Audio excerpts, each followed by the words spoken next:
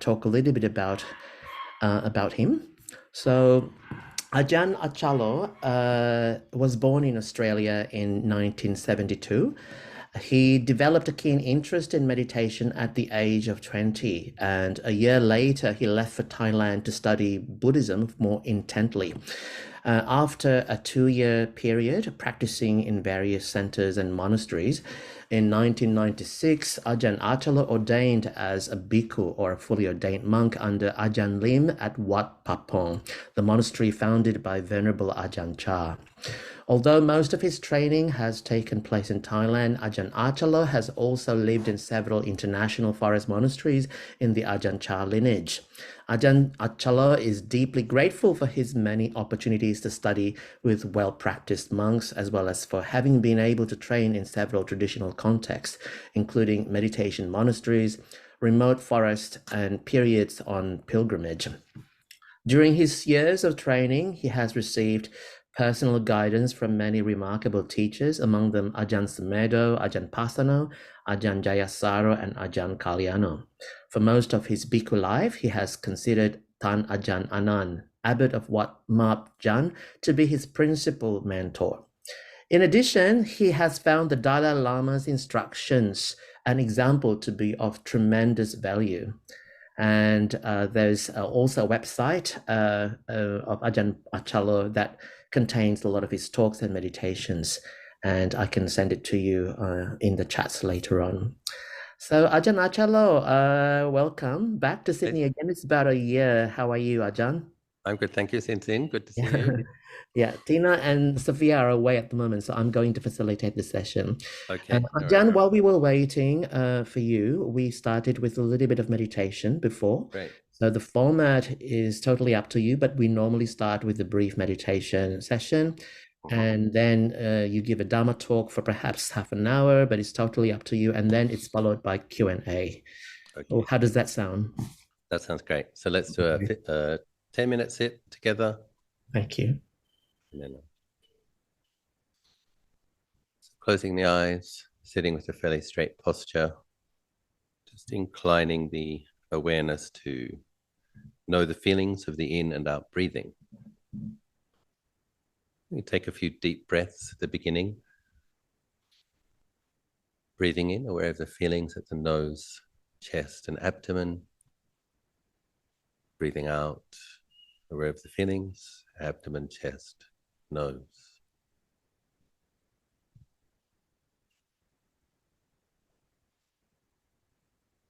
Breathing in, aware of the entire in-breath. Breathing out, aware of the entire out-breath.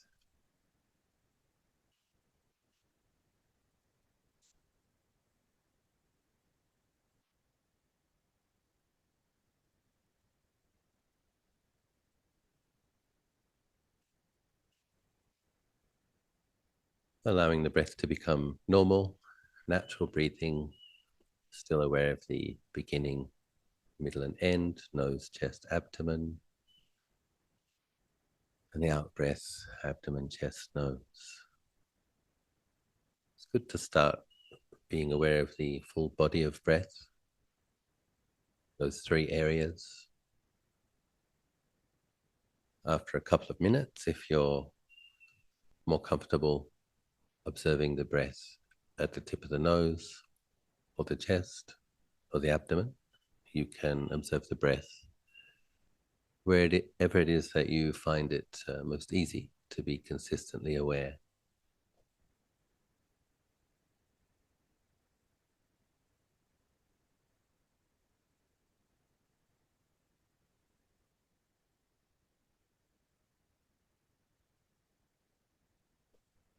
Gentle mental recitation can be helpful.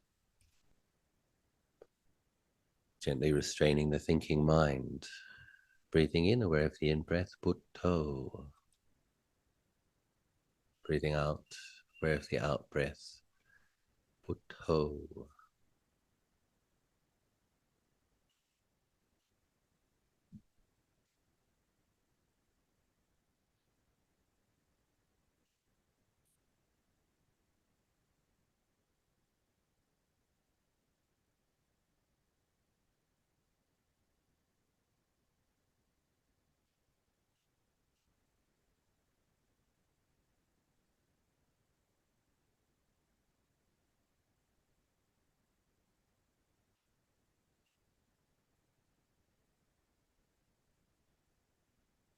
When we're practicing breath meditation, it's quite normal for some thoughts to arise.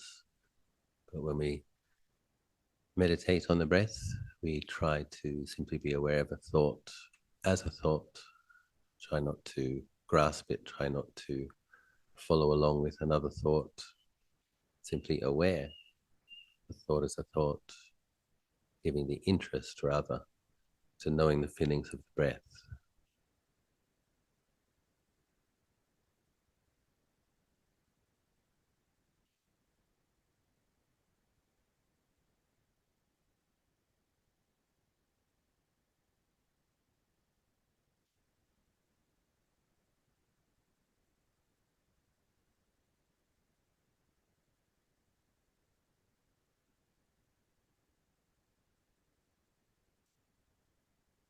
To make the mental recitation more simple, breathing in Put, breathing out Do. Lord Buddha, awake, aware, fully mindful.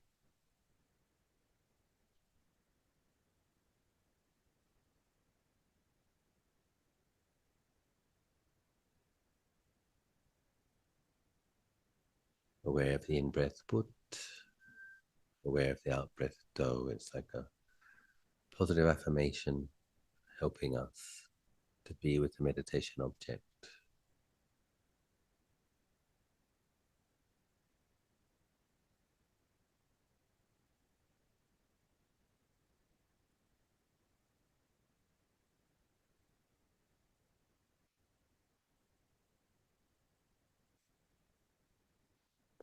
In everyday life, we have to attend to plans, thoughts about the future, other places. You meditate, you allow the mind to come inward, not creating a world, sense of self and other, simply resting the awareness within the parameters of the body, in the present moment, aware of one in-breath, aware of one out-breath.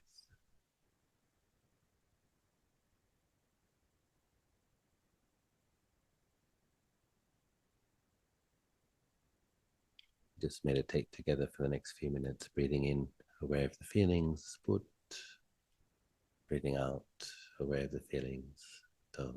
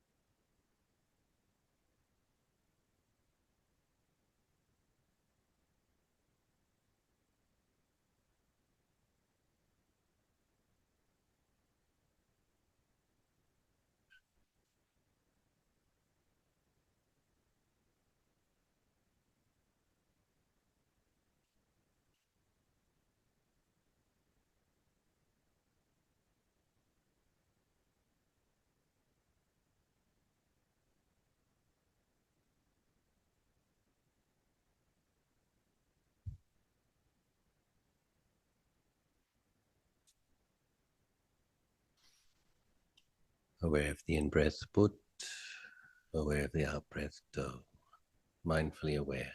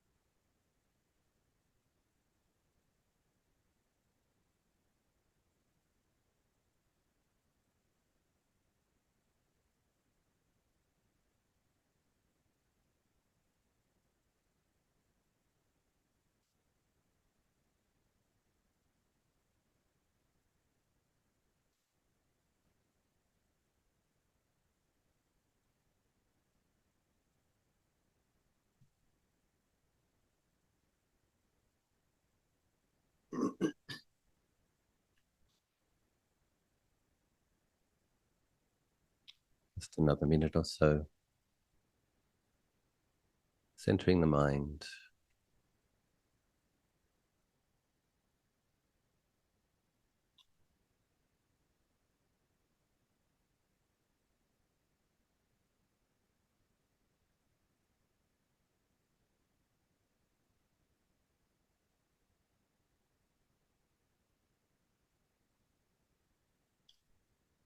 If you'd like to dedicate the merit of the meditation with anyone in particular, or with or beings everywhere, however you prefer, you may do that.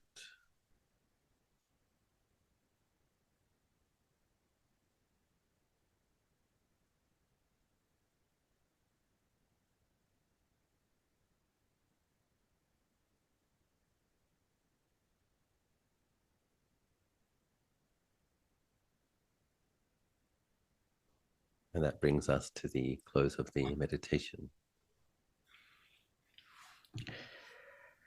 Thank you very much, Ajahn. And I'd like to now ask you to invite you to give a talk on this topic, which is the power of kindness and compassion. And I think often, especially in the West, based on our observation, sometimes there is the tendency for people to focus so much on meditation and then treat this as a shortcut while neglecting the importance of basic ethics and kindness. And so we are really excited to hear from you about this topic. But first of all, I'd like to pay respect to the triple gems, the Buddha, Dhamma, and Sangha, and also the traditional custodians of the land. And where I am today is the Wadu medical country. So I'd like to pay respects to Aboriginal elders, past, present, and emerging on the Wadu medical country. So handing over to you, Ajahn, to start giving the talk on this topic. So the topic that we chose, the power of kindness and compassion. So there's a few different ways to look at this subject. one area I think where it's good to start is looking at our kind of social conditioning as modern people. There's certain types of anger, I think, that we tend to think is right. And this manifests as qualities of righteous indignation, self-righteous anger. And so it comes into aspects of what we would consider to be right view. Sometimes we need to challenge our assumptions, especially if our assumptions have been very deeply established due to our social conditioning. And we have to have a look, well, what did Lord Buddha teach, actually? And we have to think it through. So we have in civilized society ideas about what is right and what is wrong. What is, I prefer the words skillful and unskillful. What is skillful and what is unskillful? And then if people do things which are skillful, we're happy to praise them. People do things which are unskillful or harmful, then there's a lot of blame, criticism, and that's normal. But as Buddhist practitioners, we're trying to go beyond what is ordinary. We're trying to realize something extraordinary, which is a purified mind beyond the oppression of greed and hatred. Because of that, because we are Buddhist practitioners who aspire to liberate our minds, purify our minds, then we have to relate to these social conventions a little bit differently. The compassion part is when we have to recognize that when a person acts unskillfully, their mind is affected by delusion. And whether or not they are mindful of it, or whether or not you are mindful of it, a mind that is affected by delusion and acting out on that delusion, in that moment is experiencing a lot of pain. And we tend to kind of, we like to separate a bit like a movie, good guys, bad guys. And we tend to have sympathy for the victim and anger towards the perpetrator of abuse. Now, of course, if you look at it, present moment Dhamma, the abuser's mind is affected by painful, oppressive qualities. If you want to look into the future, the abuser was going to swap places with the abused due to the power of karma. In the next life or later on in this life, that person will be receiving similar experiences as the one who we can see being abused now. If we look back a little bit, the person who appears to be being abused is also experiencing the results of karma. If you really believe in the power of karma, I do, then that being wouldn't be experiencing such oppression had they not oppressed. And so when we look at world events and we want to fall into movie type simplicity, we want to have a good guy and a bad guy, someone to cheer for, someone to be angry at, someone to wish success, someone to damn to hell. We really have to stop doing that. We really have to notice when the mind is becoming affected by that kind of duality, that kind of polarization. And we have to remind ourselves of the pervasive nature of the characteristic of suffering and understand that all beings who are not yet enlightened are suffering. It's a matter of degrees. But even those who appear to be abusing, in that moment they are suffering. And when they do unskillful deeds, their suffering is destined to increase. So as meditators, we have to meditate on what is kilesa, what is delusion, and we cultivate loving kindness so that we can have goodwill, having impartial goodwill to all classes of beings, the ones that appear to be the victims, the one that appears to be the oppressor, the neutral ones, we strive to have goodwill. We wish well to every class of being, however they may be manifesting. This is very important. This is what helps to protect the mind from ourselves making bad karma. So in that regard, it's very powerful as a protector of your mind. For those who cultivate loving kindness, it produces enormous merit. And there is a sutta. I may mention some of these things later on, the 11 benefits that come to those who cultivate loving kindness. But I wanted to look first at another list, the list of the 16 upakilesa. Kilesa are dark qualities that kind of invade minds. And if we aren't mindful, they can take over the mind for a period of time. They become unskillful mind states. It's good to become familiar with the list. Maybe you can do a simple search, 16 upakilesa. It will come up. The first one, covetousness and unrighteous greed. That's not the one we're going to be looking at so much today, but if you have loving kindness, you will be restrained in how much greed you have. We can see a lot of the problems in the world today stem ultimately from greedy people who have no limits on their greed. So when you have a extremely wealthy 0.001% and a large mass of humanity who are still under the poverty line, we have some very big problems. But the ones I wanted to look at is 2, 3, 4, and 5. So number 3 is anger. Number 2 is ill will. So it probably starts with seeing something you don't like, feeling angry. Once you feel angry, some hostility, that's number 4. Then ill will, actually wishing the person harm. Number 5, denigration. So cursing them, wishing them to hell, all of these kind of things. So 4 out of 16 in this area of anger and aversion energy. So the problem with kilesa, and something that we need to be mindful of, is that when it infects the mind, it lies. It deludes the mind. So we need to, as students of Buddhism, we need to get interested in what is delusion and why is there delusion. The reason there's delusion is ignorance. Because we don't know the mind and body, the nature of the world, according to its true characteristics, we misperceive it.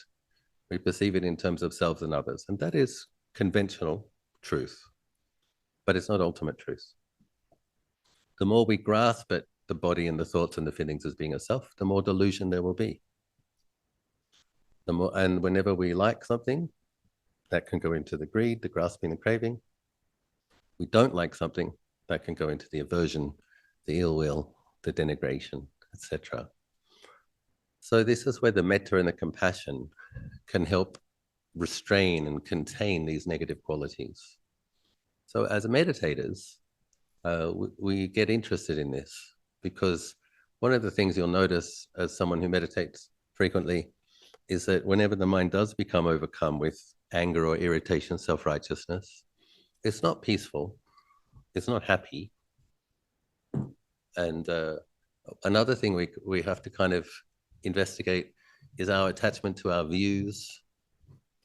And sometimes we have to ask ourselves, like, I can, for example, if you're looking at some news and there appears to be unreasonable treatment of a certain group of people, and it's obviously really wrong, and people should be stopping it, etc., etc.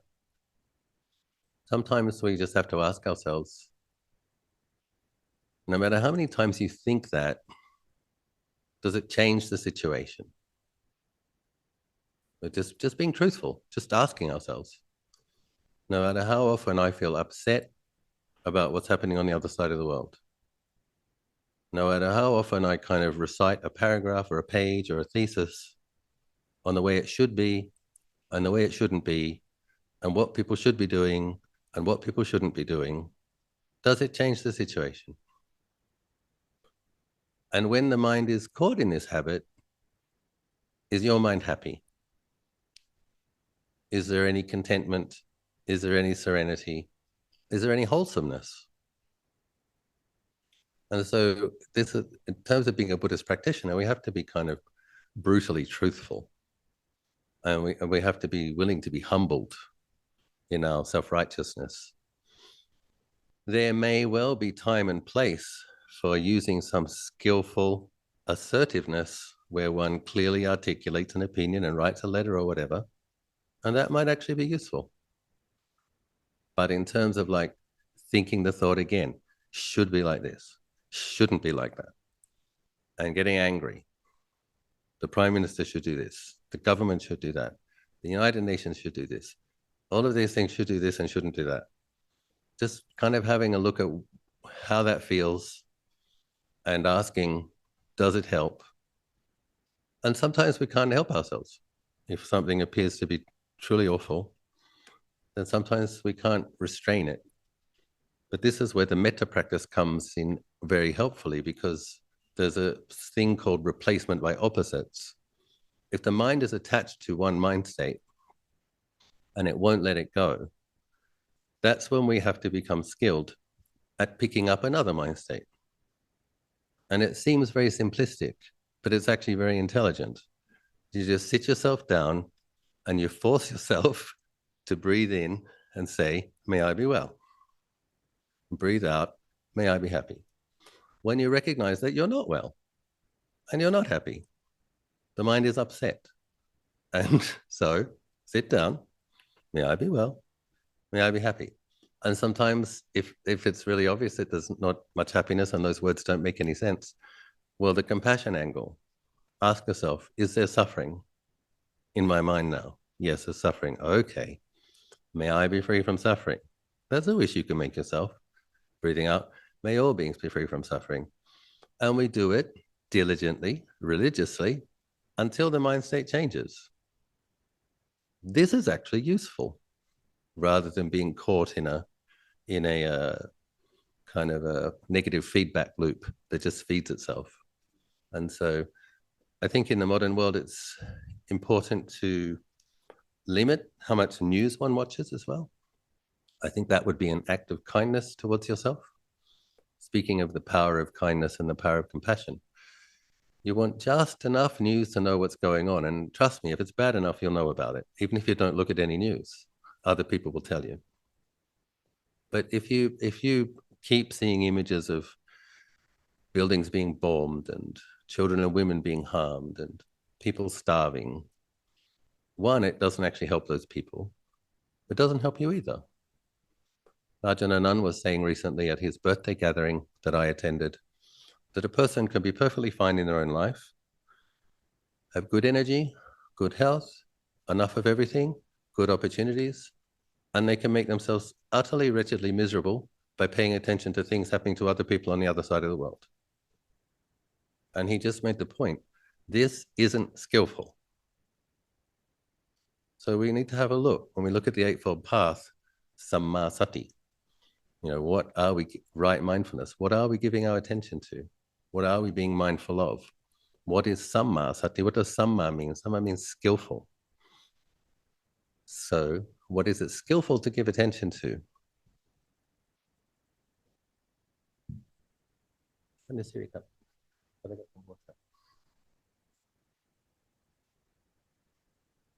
It's about 34 degrees here in Thailand today. I drank my water already. One moment, slightly dry mouth. So as an act of kindness to yourself, when you come and meditate, if you watch just the right amount of news, then you can save yourself sometimes a lot of very painful reactivity, a lot of painful self-righteousness. And the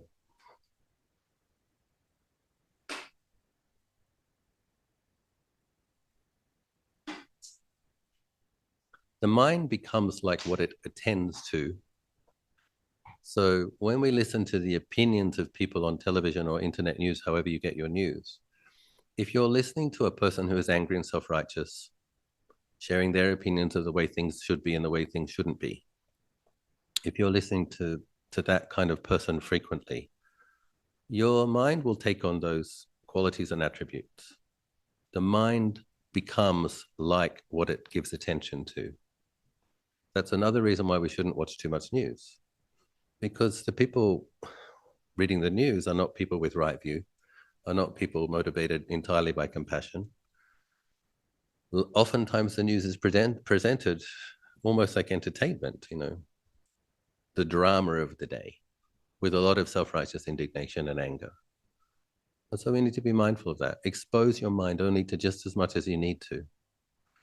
As sincere Buddhist practitioners, we have to sit on our meditation pillow and ask myself, ask yourself, ask ourselves, are the people perpetrating violence and being unskillful, are they suffering as well? The answer is yes. Breathing in, may I be free from suffering. Breathing out, may the perpetrators of violence be free from suffering. Are those people who are perpetrating violence going to suffer even more in the future? Yes, they likely are. And try to give rise to compassion to that. Breathing in, may I be free from suffering. Breathing out, may these other people perpetrating violence, may they be free from suffering. Another question, what do you think motivated those people to be violent and awful in their behavior? Were they suffering before they did that? Probably. Breathing in, may I be free from suffering. Breathing out, may those people be free from suffering. And yes, then the current victims. Breathing in, may I be free from suffering. Breathing out, may those people affected by wars be free from suffering. And ultimately, breathing in, may I be free from suffering. Breathing out, may all beings be free from suffering. Breathing in, may I be free from suffering. Breathing out, may all beings be free from suffering. We stop picking winners and losers, goodies and baddies. And we just pay attention to the fact that the unenlightened being, from the hell beings to the devas, all still have suffering. And someone who cultivates their loving kindness to be truly powerful and truly vast has a quality of impartial loving kindness. One of the insights that Lord Buddha had under the Bodhi tree in his process of enlightenment, when he was reviewing 500, 5,000, 50,000 past lives, was he could see that different lives, depending on the karmas that he had made in the past, that he'd been in heaven, he'd been in hell, he'd been an animal, he'd been a ghost, he'd been a demon, he'd been everything. And depending on what karmas he produced and the mindset at the time of death, where he'd been reborn. After reviewing his own life, he scanned the lives and the past lives of other beings, and he could see the same thing. So beings currently manifesting as benevolent, lovely beings were in the past hostile, oppressive, unskillful beings. They had to experience the negative consequences of that. They get another chance, they cultivate virtue, they get position of prominence, they may be benevolent. So it's like the whole thing is, when we take a samsaric view, think about at least 100 lives back and 100 lives into the future, then the whole thing suddenly seems rather different. And that's when they call right view, skillful view, because it lessens the way we grasp, it lessens the way we perceive, and it lessens the reactivity around how things appear to be manifesting now. And this is a gift to yourself, the power of kindness, the power of compassion. The other thing that it's humbling is when we recollect that we've done all these things. If you really believe in past lives and karma, I do, we've done all these things. We've murdered, we've raped, we've burned down cities, did all of that. And fortunately, we've been practicing dana and sila for a good number of lifetimes. We have this current human birth and met Buddha's teachings. So you're on a trajectory of a lot of positivity. So there's a lot of good that has been done. But we did the bad stuff too. And there's something wonderfully humbling about that. It's like, I can't just sit on my high horse and judge everybody. because I'm not free. Another thing Ajahn Achalo says is, as long as you have the seeds of kilesa in your mind, there's nothing that you can't do. So we may have our current circumstances where we may have had good teachers, good parents, or somehow we learned about civil society and reasonableness, and we have good standards now. But we don't know if things get very painful, if things get very difficult, if we lose our temper, if somebody hurts us very, very, very badly, and we hold a grudge, if we fall into those negative qualities I was talking about, the upakilesa, then what starts as anger becomes ill will, becomes a desire for denigration, domineering. We don't know what we might do to someone if they really, really hurt us, because we haven't uprooted the seeds of hatred. So whenever we see these things manifesting outwardly in other places, we also acknowledge that we could do the same thing if we don't purify and liberate our minds. So in this day and age, I think the reason I wanted to take this particular angle on this theme is I think, we're coming into a time, it seems, of more wars, more scarcity, and what have been very abundant societies, the liberal Western democracies, appear to be becoming less comfortable. And this is, of course, karma, the workings of karma manifesting. There may in the future appear to be more reasons to be angry. And this is, we have to prepare for this. So people vote in a government that makes all sorts of promises, and then the government gets in and doesn't keep their promises, and they do all sorts of things which make situations worse. And then people get very upset about this, having governments which aren't representative, having grown up with the idea that governments should be representative. So we have to reflect on these tenets of right view. We're experiencing the results of our karma. And if we see the reasons to be angry, and we allow ourselves to be angry, and we stew on our angry, self-righteous opinions, you could be in a situation where your goodness is degenerating. And that is not an act of kindness or compassion towards yourself. So we need to cultivate a lot of metta and a lot of understanding of right view, so that if our own situation gets less comfortable, if our government becomes even less representative, if things get more expensive, if rent gets more expensive, if food gets more expensive, and a lot of the people around you are very angry at the government, what are you going to do to protect your human goodness? What are you going to do to keep your mind bright, wholesome, positive, loving? It doesn't mean that the unskillful things that other people do, it doesn't make them right. Skillful is skillful, unskillful is unskillful. But the things we experience is the result of our karma. And if we react to the results of our negative karmas ripening by making more negative karmas, then our situation will get worse. And so the samsaric perspective is you have to kind of stretch it back 100 lives, stretch it forward 100 lives on your trajectory towards liberation. What are you going to do to keep your mind wholesome, to humble self-righteousness? And when you are suffering, this is one of the wonderful things about the power of loving kindness, is that you can fill your heart and mind with loving kindness, all the love that you need. And it might be the case that your retirement doesn't look like it's going to be as wonderful as you thought it would be, that your career prospects may not be as illustrious as you had hoped, that you might not be able to build a renovation or upgrade to the nicer or get a new car or whatever plans get frustrated. But you can fill your heart with loving kindness.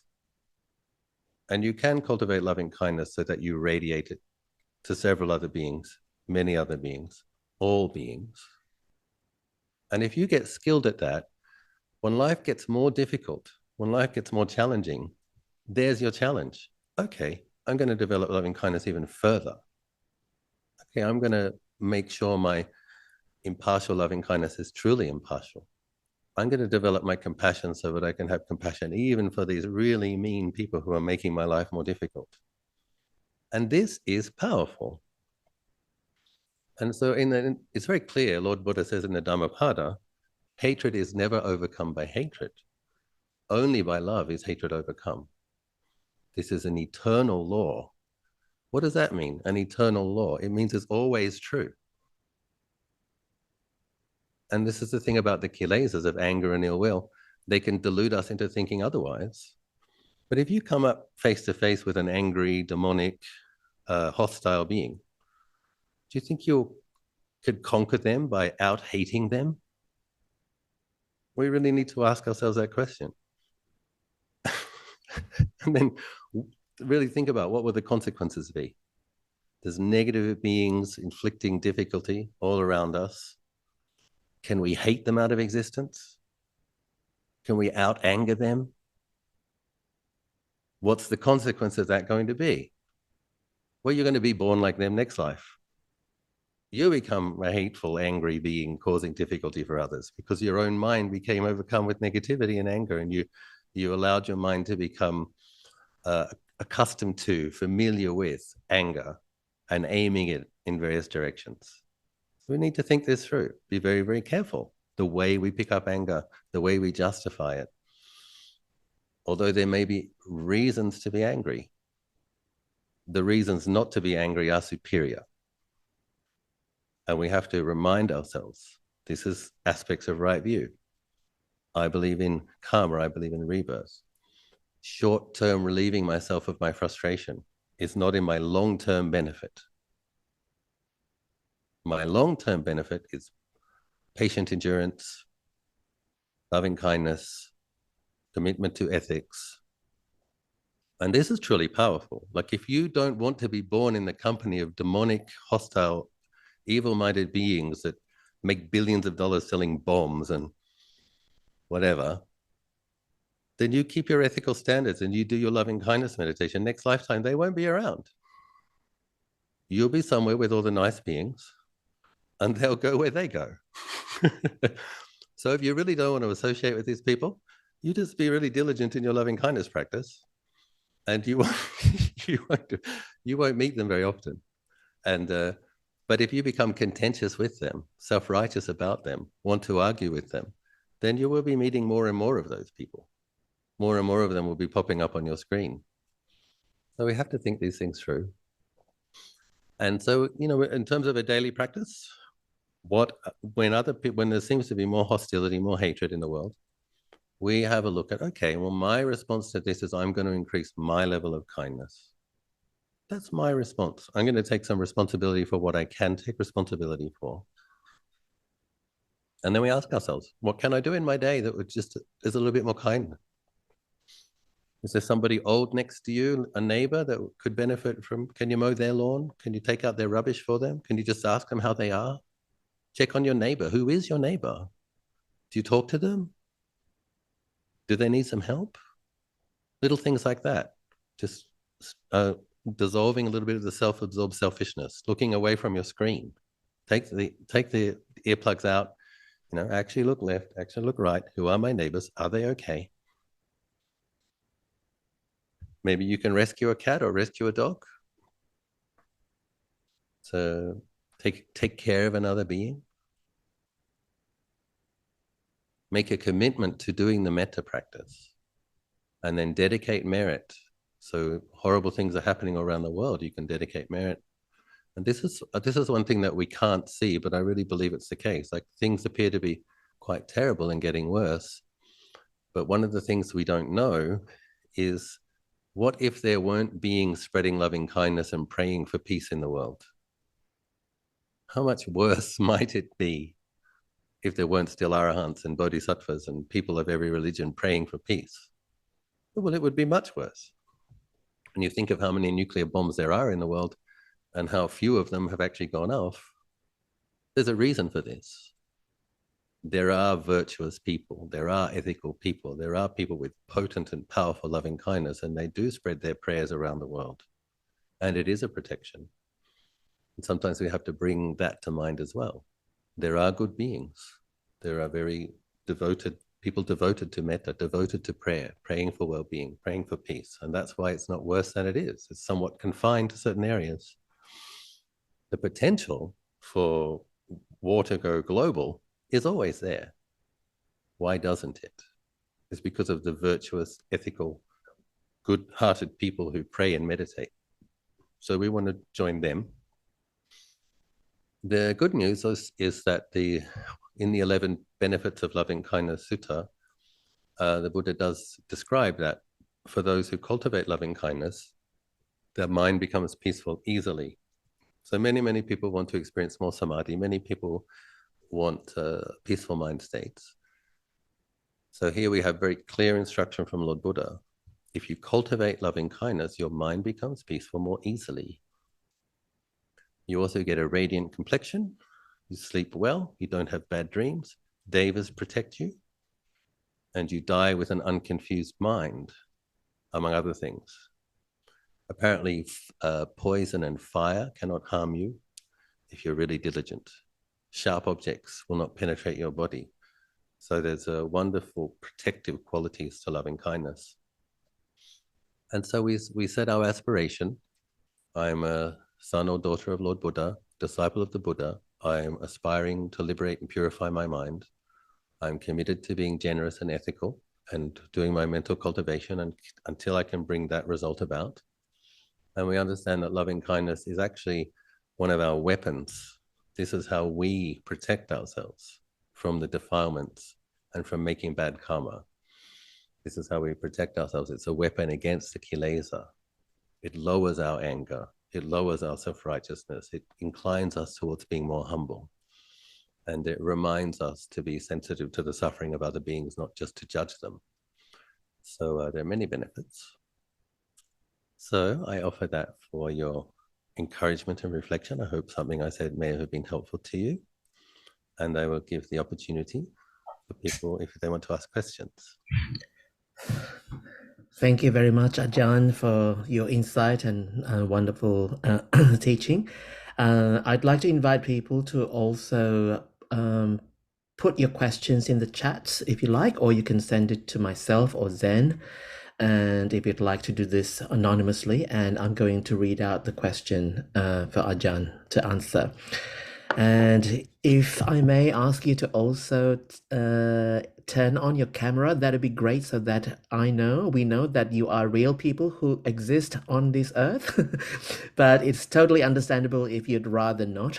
So feel free not to don't feel obliged to turn on the camera if you wish not to.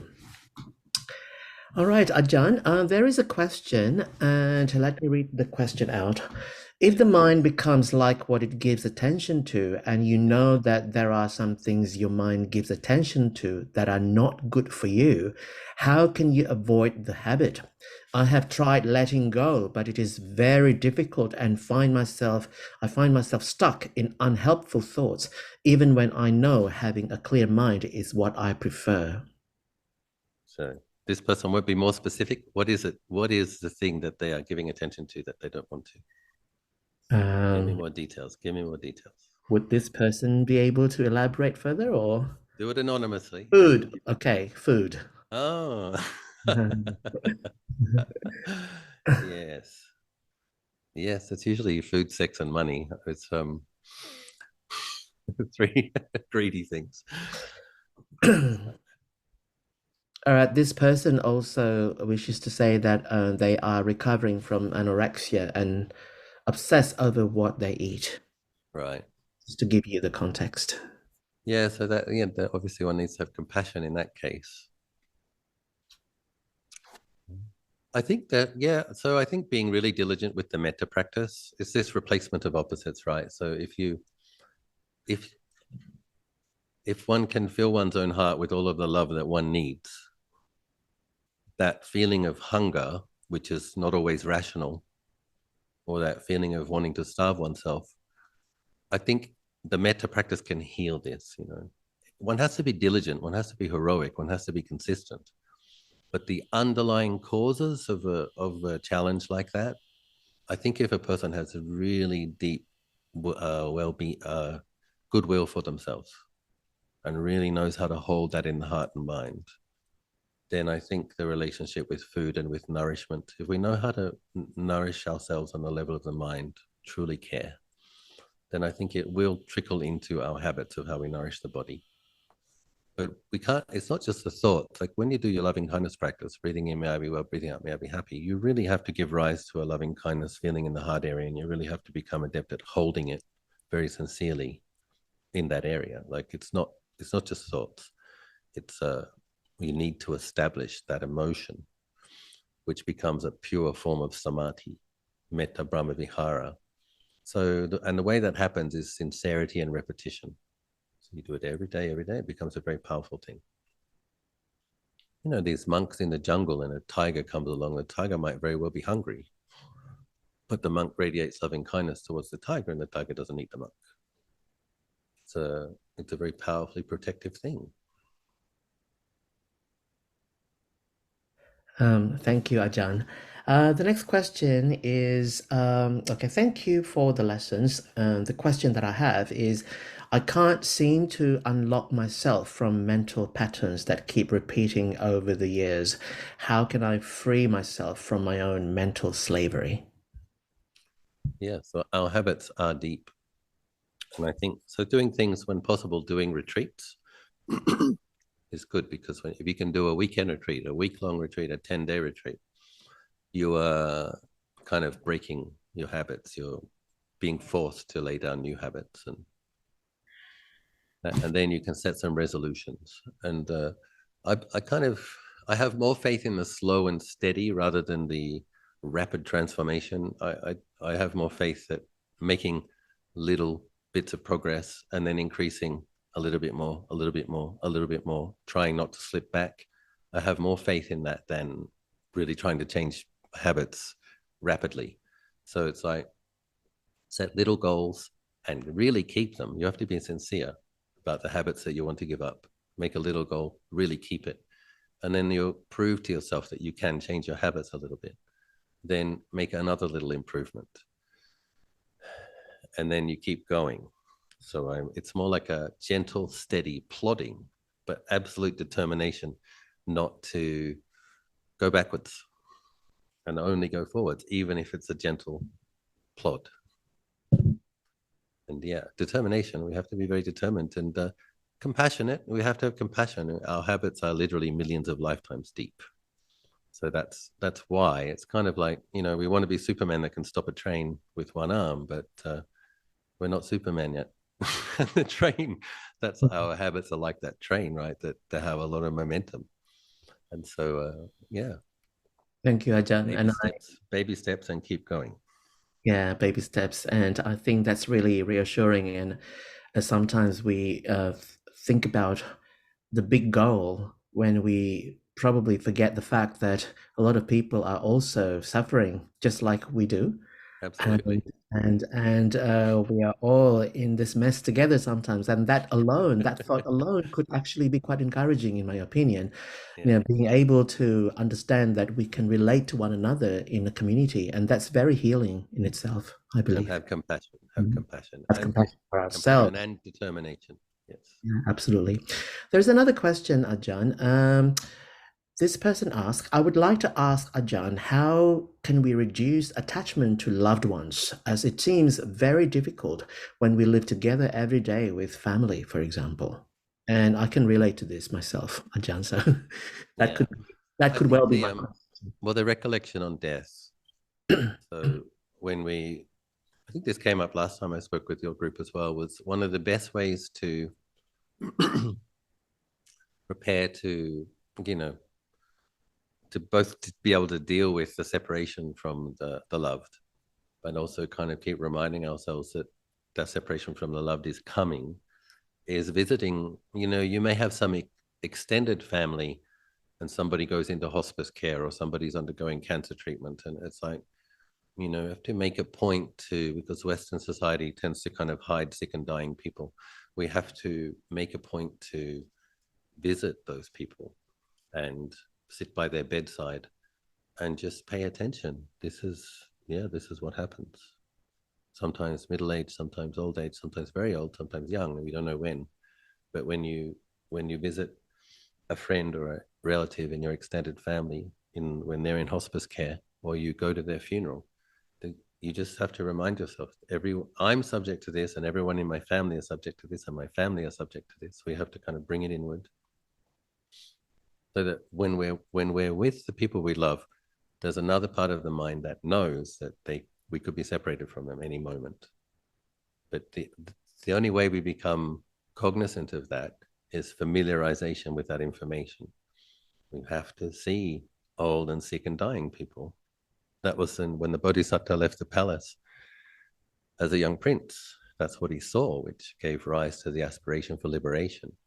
An old person, a sick person, a dead body, and a religious person.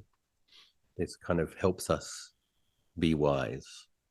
Mindfulness of aging, mindfulness of sickness, mindfulness of death.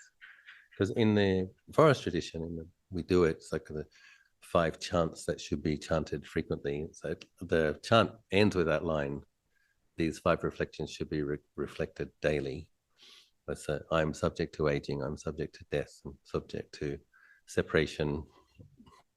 All that is mine, beloved, and pleasing will become otherwise, will become separated from me. I'm the owner of my karma. So familiarization with the theme, so that you're with the people you care for, and you're also mindful that you may be separated from them at any moment. Thank you, Ajahn. Excellent. Another question is, this is not really a question. Hang on, but there is a question at the end. I quite like your take on kindness and how it starts with right view, Ajahn. The view of karma and its potent effects really does broaden one's view with regards to this life and next life and the question of rebirth. Can Bante share any stories or personal experiences that can help deepen the faith of those who don't believe in rebirth?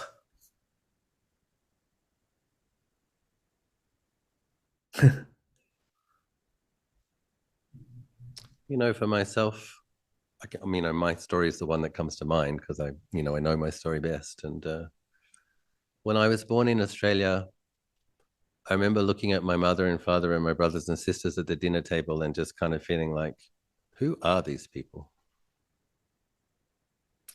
And and I had a feeling. I'm not judging them. I'm not saying anything's wrong with them. I was just like looking at them like, who are these people? And there was a feeling from about the age of 5 that I'd been born in the wrong place. And that feeling didn't go away. So what is that? Where does that come from as a 5-year-old? When I lived in a very beautiful place. I lived in a place called Ocean Shores, northern New South Wales. We used to ride our BMX bikes to the beach. Beautiful white sand, beautiful blue skies, lovely. And in those days, there was hardly anybody there. It's this really surreal, weird kind of seaside suburb with no houses, but the roads were perfect, the gutters were perfect, the views were perfect, and no one was there. Later on, and my dad was the president of the golf course for a period of time, Ocean Shores Golf Course, and but there was this feeling. I used to kind of wander around the playground at school, and just feeling a bit lost and feeling a bit confused, and everyone else would go into class first, and I would be a little bit late, and I just had this feeling like this is the wrong place. And I couldn't really explain it to anybody.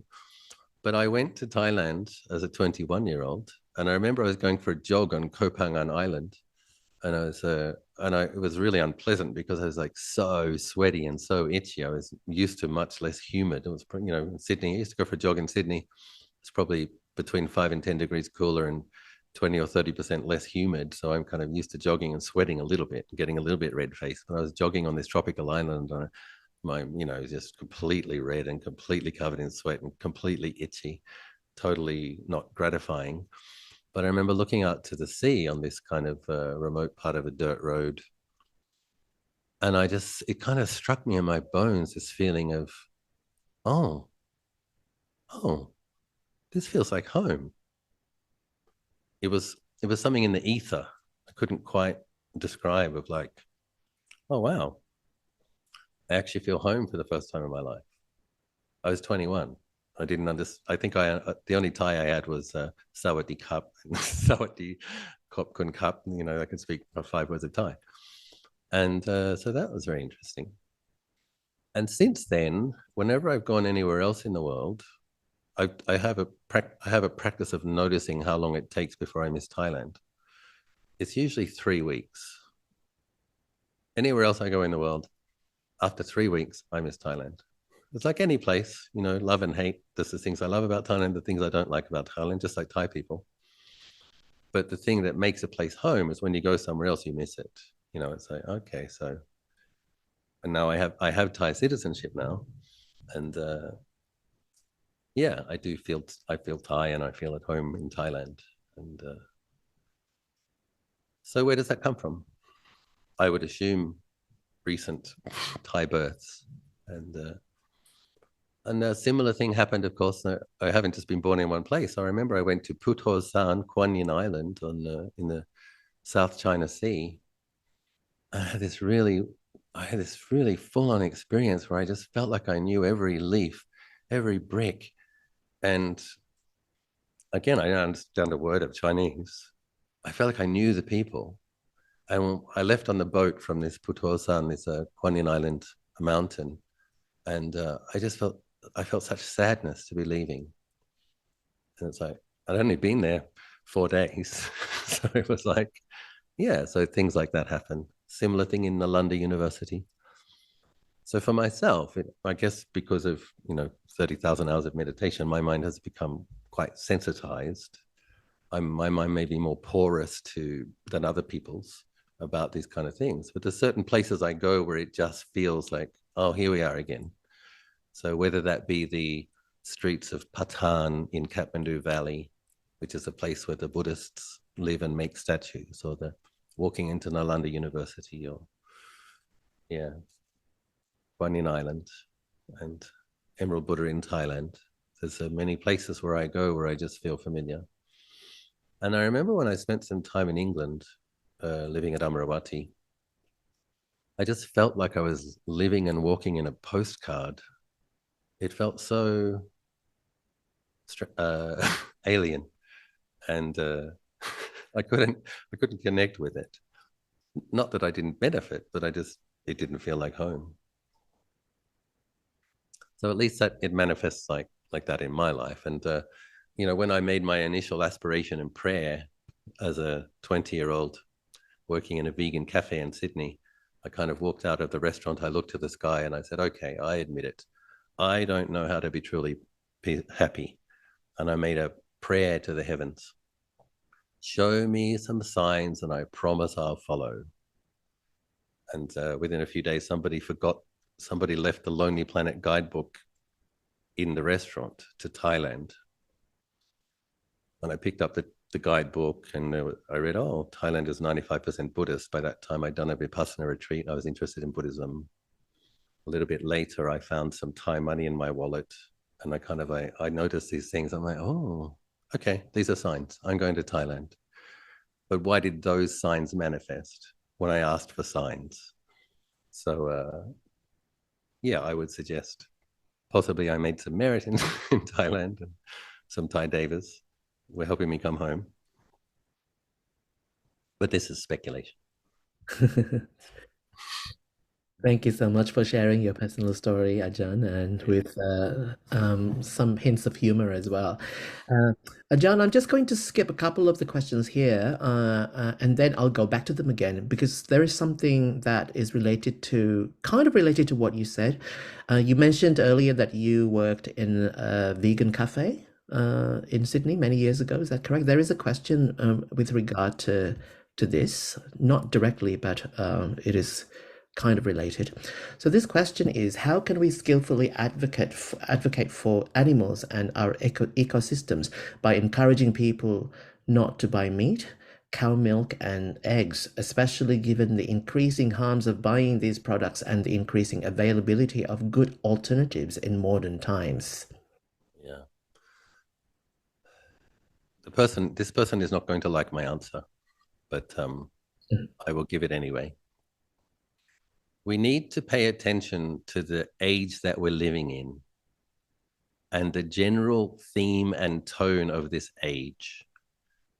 As far as I can see, this is not an age of regeneration.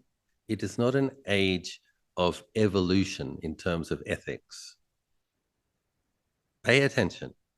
What do you see happening in the world?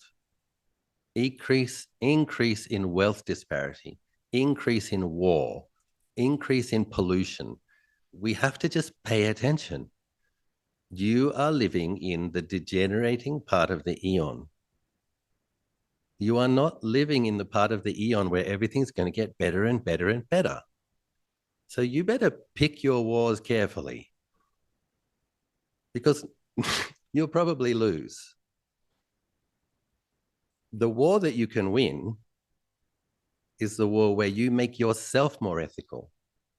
You make yourself more kind. You make yourself more generous. And one of the dangers of wanting other people to be vegetarian, I know because I was a self-righteous vegan, so I'm speaking from personal experience. One of the dangers of of being a vegan or being a vegetarian is that you can sit in judgment of everybody else and create more of a sense of self, have more self-righteousness, have more of a feeling of I'm right and everyone's wrong. And is that serving your purpose to weaken your attachment to the self view and have an insight into not self? Are you going to be Buddhist or are you going to be an animal rights activist? Because the animals are faring according to their karma as well. So I know the person won't like my answer, but I'm committed to truthfulness and I want to help you liberate your mind from oppressive qualities that cause you pain. And I want you to pick your causes carefully. I don't think it's looking like it's going to be an age where people around you are going to become, most people are not going to become more ethical, more compassionate, and more kind. I hope they do. I hope I'm wrong. But can we still at least try, Ajahn? Well, try for yourself. Lead by example. Okay. And if you can engage in these activities in a way that doesn't make you more angry and more self-righteous, then I say sadhu. But you have to have a look at that. How does it affect your mind? Are you becoming more humble? Are you becoming more patient? Are you becoming more forgiving? Or are you becoming more judgmental and angry?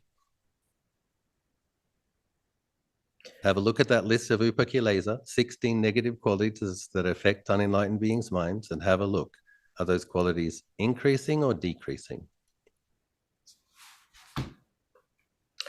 Thank you, Ajahn. And speaking of self-righteousness and a sense of superiority, there's actually a question which is kind of related to this. And I feel that a lot of us can relate to this because there is this subtle form of a superiority or arrogance and conceit when we think, okay, we are the compassionate ones and others are not as compassionate as us, Yeah. and which is quite dangerous because often we are not really conscious of this and not really aware of our own arrogance and conceit. This question is when you are with others who are constantly talking about the violence, etc., in the world, how do we deal with them without sounding sanctimonious? Noble silence. Noble silence. You don't always have to add your opinion and just be aware of other people's uh, opinions and things. One of the ways to make the metta practice and the compassion practice not lead to having more conceit is that when you actually include the difficult class of beings, this is very humbling. If you really cultivate the metta and the compassion to the point where you're supposed to, where you include your enemies or the people that have caused you the most suffering, it's difficult to develop a big sense of self about that. Normally, it's humbling when someone who's hurt you very badly or someone who you really think is a bad person and you're really right and they're really wrong, when you truly develop compassion for that person, your sense of self is humbled in that in that exchange. So yes, you just keep doing it because loving kindness and compassion are what Lord Buddha described as Brahma Vihara, because they are utterly wholesome emotions. They play a role in purifying the mind of negative qualities. So when you truly cultivate them sincerely, negative qualities get less, including the vanity. But you have to be, that's the part where that I've found, that's the hard part that's really humbling. When I genuinely have compassion for the people who I feel hurt me most, and I genuinely wish them well, I really, really do, then it's humbling, at least in my experience. Thank you, Ajahn. May I actually combine two questions because these two questions are actually very different, but they are similar in that both of them concern a particular problem related to developing metta or practicing compassion. So, is it okay if I combine the two questions, Ajahn? So, Yes, the yes, first yes. one question is, how can I feel loving kindness in my heart when I just feel numbness and don't feel anything? So, that's one. Yep. The other one is quite different, but also it's about a problem here. How do we deal with trying to do wholesome actions that reduce our and others' suffering, but the difficult people in our lives take our actions as nasty and cause us more problems, even if their views about us are not true? How do we continue striving to do good things when others are hell bent on believing the worst of us?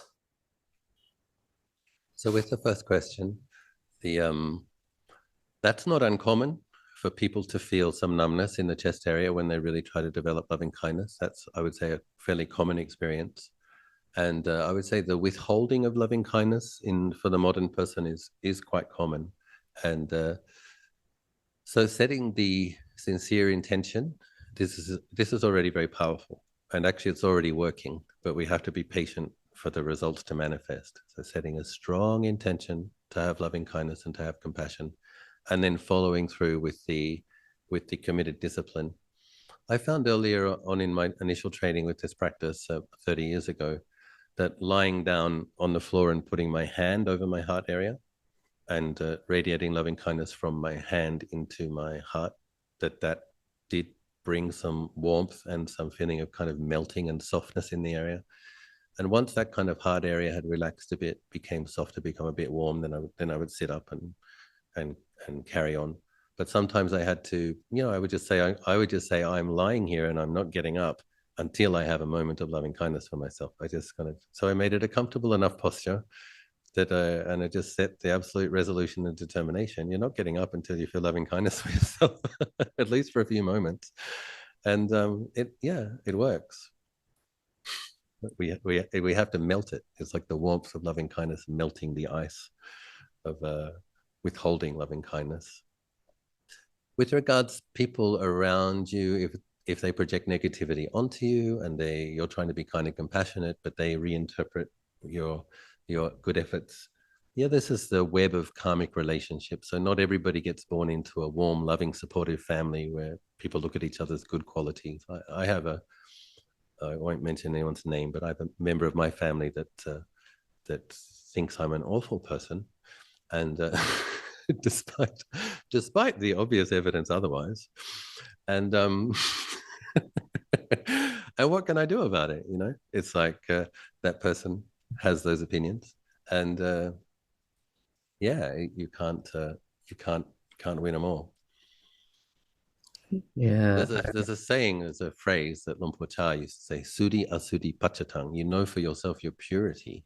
So if someone's projecting onto you, or your innocence, or your good intentions, and someone's projecting something onto you negative, not necessarily truthful, you know for yourself your good intentions, your good actions, and then there's one of the things Goenka says in his 10-day retreats, Goenkaji, is like when somebody comes with some negative judgments or some anger, it's like a gift. They're giving you this gift, and you can say, I don't accept that gift. You can keep that one. You leave it with them. Their negative projection stays with them. You don't accept it. You continue to have loving kindness for yourself, and you make whatever efforts you can. But this is where the importance of having true Kalyana Mitta is helpful. So we may have some kind of complicated karma where the family relationships aren't so conducive or supportive. but it may be the case that you go to certain temples, certain centers, that you meet some really lovely people, and in a way you make a new family, a family of like-minded spiritual friends, and your kalyana mitta. And those ones will encourage you and see your goodness. And yes, we need Yeah.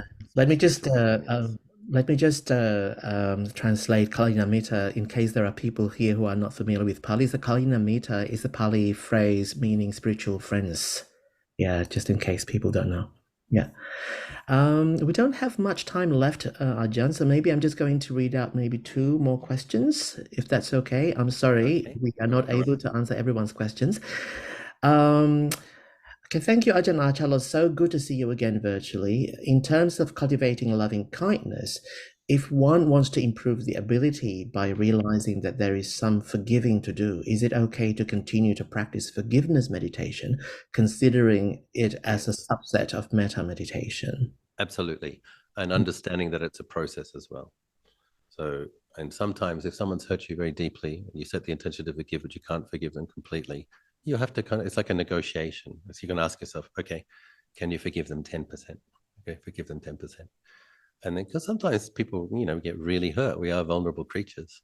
And it's like, and then feel what that feels like. The thing is, it's an act of compassion for yourself.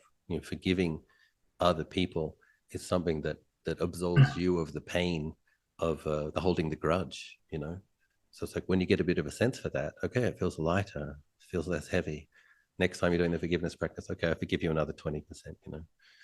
After 6 months, I've forgiven them half. I've half forgiven you. And it's like, but you get to feel what it feels like to have less grudge, less defensiveness. And yeah, we have to, when we reflect on the power of karma and the things that are ripening in our life, we do it with compassion. We don't do it with judging ourselves. It's not self-flagellation. We have compassion for the fact that we have to work through our karma. And then what's kind of fascinating to watch is that you can have this illustrious loving kindness mind state, completely forgive them, and next week you're angry at them again, and it's like, hey, I forgave you, I thought I forgave you. And it's like, and then you have to keep forgiving. It's an ongoing practice, because when we did hold a grudge, and there might be a complicated heavy karmic element to it, so we have a commitment to keeping on practicing forgiveness. And what's interesting about the practice of forgiveness, or encouraging about it, is Lord Buddha describes it as a superior practice of generosity.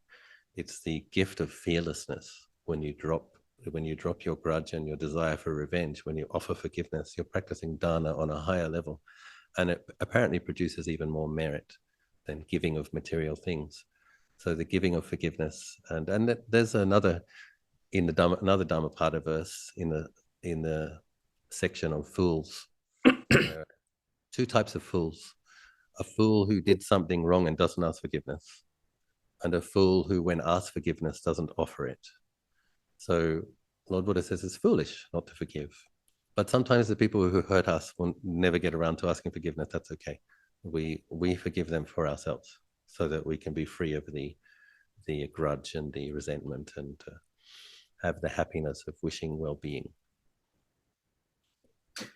Thank you, Ajahn. I personally did quite a bit of forgiveness, self-forgiveness practice as well in the past, and I still do now. But I found it really healing, and there was a sense of letting go, and then naturally metta started to arise Yeah, because yeah. of that. And so that was just my personal experience many years There's ago. also element of right view. Like if you have ignorance and delusion functioning in your mind, and we all do, you're going to make mistakes. Mhm. So something about accepting the normalness of that, and then okay, so forgive it. Don't, and we don't use that as an excuse, but we do let ourselves off the hook a little bit. That it's inevitable that we have deep habits and we're going to make mistakes, and Mhm. we keep forgiving ourselves and keep aspiring to do better. Okay, so one last question, as I promised before, and I'm really sorry if I don't really get to cover all of the rest of the questions, everyone. And this question is related to the earlier one about veganism again, but there are some comments and rather humorous ones as well. And this question is, thanks for the Dharma talk, Ajahn. Does it mean that by doing a business to encourage people to go green and animals, friends, not food? Hang on. What's this? Does it mean By doing a business to encouraging people to go green and animals are friends, not food, will be very challenging. Thank you. And then there's some comments like, just become fruitarian like me. And I can't imagine craving fruit for breakfast, lunch, and dinner. And yes, just some really nice I comments think about. you can do your green business. I mean, I would support that. That's right livelihood. But you probably need to understand it's going to be a niche market, right? You're kind of catering to those sensitive, ethical people that want to do a little bit more. But we also understand that that's not most people at this point in the eon. So, for a bit of perspective, like coming back to the long term, kind of the samsaric perspective, as well as the long term optimistic view. We, uh, Ajahn Anan can see, he has certain abilities. So some of these masters can see certain things. And he's saying that 1 in 4 beings being born as human beings now are coming from either a human or a deva previous birth. 3 out of 4 are coming from animal, ghost, or demonic realms. So that's the point we're at in the eon. More beings with less merit and heavier karma are being born. So the world becomes less livable, less pleasant, less bright. And there's like, you're talking about the karma of 7, 8, 9 billion people. There's not that much you can do about that. But accepting the reality, that relative reality of it, it's like, it's likely that there's going to be an increase in wars. It's likely there'll be an increase in famine. It's likely that there'll be an increase in wealth disparity. And we understand that this is the karma of 8 billion beings. If you're one of the few that has the opportunity to cultivate your mind and work towards your liberation, don't spend too much time lamenting about that, because it's just nature, it's just Dhamma. There's periods of time when the earth, where the human realm is closer to the ghosts and hells, and there's periods of time when the human realm is closer to the heavens. And we're at that part where it's going down. So we just, I personally found that information helpful. And, with regards ecological disaster, destruction, all of these things, yes, it's terrible. I used to suffer a lot about that as a teenager and as a young adult. But in the samsaric perspective, don't don't think that there's only one world. Don't think that there's only one ecosystem. Don't think that when this world's over, it's all over. To go outside and look at the sky at night. There are millions of worlds. There are endless eons. You can be born into thousands more planets with beautiful ecosystems if you want to. Or you can start shoveling yourself out of samsara. And I wish you every success in your process. Thank you, Ajahn, for that wisdom and for putting this into perspectives. And there is a comment from this person who asked about animal advocacy earlier. This person says, even if myself and a relatively few people and animals are helped, I think it's worth it. And I think I support that too. I am an elephant advocate myself. I'm involved with elephant advocacy, and I could really feel that even being able to help an elephant who suffers from abuse in captivity, if we can actually rescue that elephant and release that elephant into the sanctuary where they can live the rest of their lives with relative freedom, it really is personally rewarding. So one Yes, is better of than course, none. we do good things for the sake of goodness. Of course we do. That is practice of Buddhism. But just be realistic about how many other people you can force to do good things. That's my point. Yes, Do it, absolutely. I do it for agree. your own sake. Rejoice in it. I rejoice in it. I supervise the planting of 30,000 trees myself. So Right. Okay. you Thank you. don't not do things. You do things, but you do them for the sake of goodness. Of course. And we don't want things to be, we don't want our attitude to be complacency as well, right? Yeah. But you Yeah. want it to be, you do want it, you're having a look at your trajectory, wholesome qualities increasing. And so, I really do recommend people go and look at that 16 upakilesa. Is there more metta? Is there more compassion? Is there less judgment? Is there less anger?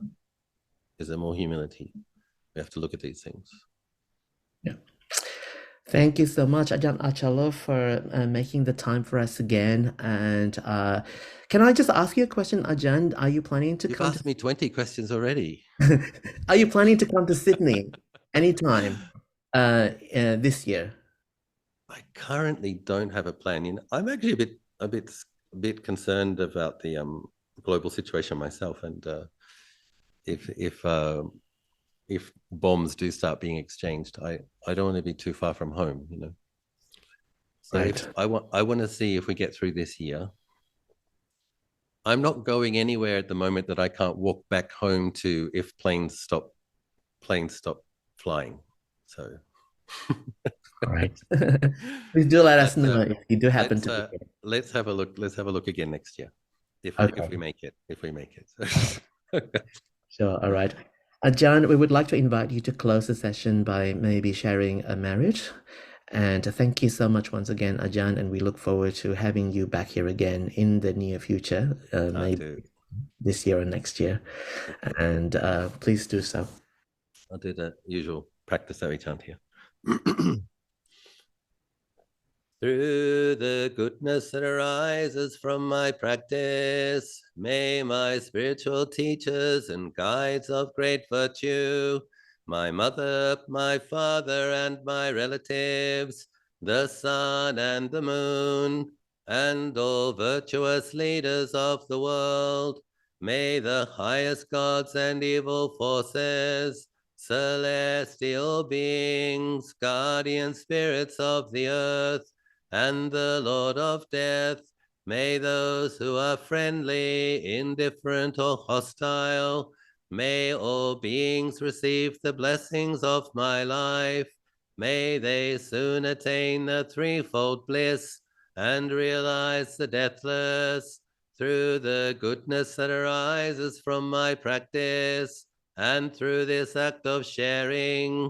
May all desires and attachments quickly cease, and all harmful, harmful states of mind, until I realize Nibbana in every kind of birth. May I have an upright mind with mindfulness and wisdom, austerity and vigor. May the forces of delusion not take hold, nor weaken my resolve. The Buddha is my excellent refuge. Unsurpassed is the protection of the Dhamma. The solitary Buddha is my noble Lord. The Sangha is my supreme support. Through the supreme power of all these, may darkness and delusion be dispelled. Sadhu, sadhu, sadhu.